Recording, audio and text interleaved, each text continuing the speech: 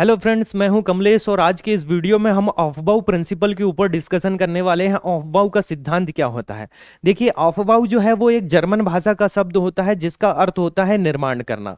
ऑफबाउ सिद्धांत के बारे में हम समझें तो ऑफबाउ ने क्या बताया कि इलेक्ट्रॉन भरने का जो क्रम होता है वो कक्षकों की बढ़ती हुई ऊर्जा के अनुसार होता है। अर्थात पहले जो इलेक्ट्रॉन है कम ऊर्जा वाले उपकोष में भरे जाएंगे, उसके बाद अधिक ऊर्जा वाले उपकोष में भरे जाते हैं। तो ये होता है क्या, ऑफबाउ का सिद्धांत।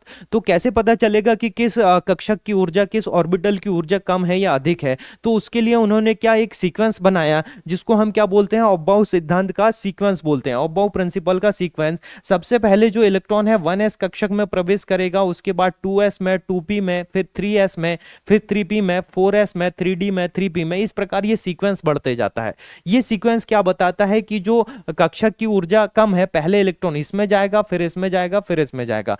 जैसे अगर हम उदाहरण का देखें, उदाहरण जैसे कार्बन में 6 इलेक्ट्रॉन भरना है तो सबसे पहले इलेक्ट्रॉन जाता है बोले 1s में, फिर जाएगा 2s में और उसके बाद जाएगा 2p में, है ना। 1s में जाएगा 2 इलेक्ट्रॉन, 2s में भी 2 इलेक्ट्रॉन, 2p में 2 इलेक्ट्रॉन। इस प्रकार से 6 इलेक्ट्रॉन भरे जा सकते हैं।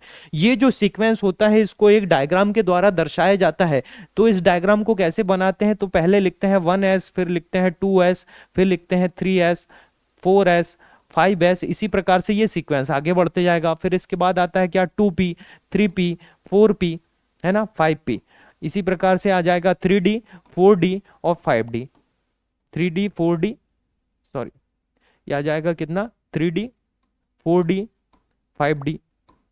ये आ जाएगा क्या, 4f, 4f, 5f। तो ये सीक्वेंस नीचे तक ऐसा हो सकता है। इनमें कैसे, इस प्रकार से आपको सर्कल लगाना है।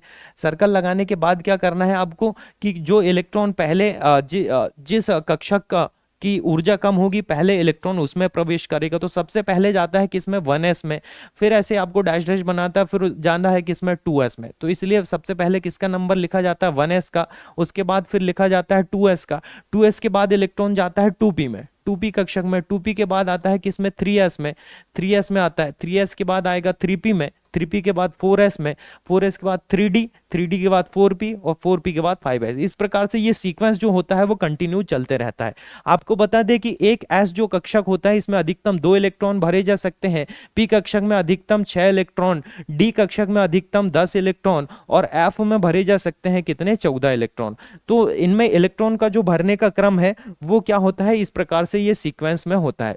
कक्षकों की बढ़ती हुई ऊर्जा के अनुसार इलेक्ट्रॉन भरे जाते हैं। तो ये बताया है किसने, ऑफबाउ ने, है ना। तो जब भी हमें इलेक्ट्रॉनिक विन्यास, इलेक्ट्रॉनिक कॉन्फ़िगरेशन लिखना होता है तो हम ऑफबाउ प्रिंसिपल को ही क्या करते हैं, फॉलो करते हैं। और इसी सीक्वेंस में क्या करते हैं, हम इलेक्ट्रॉनिक विन्यास लिखते हैं।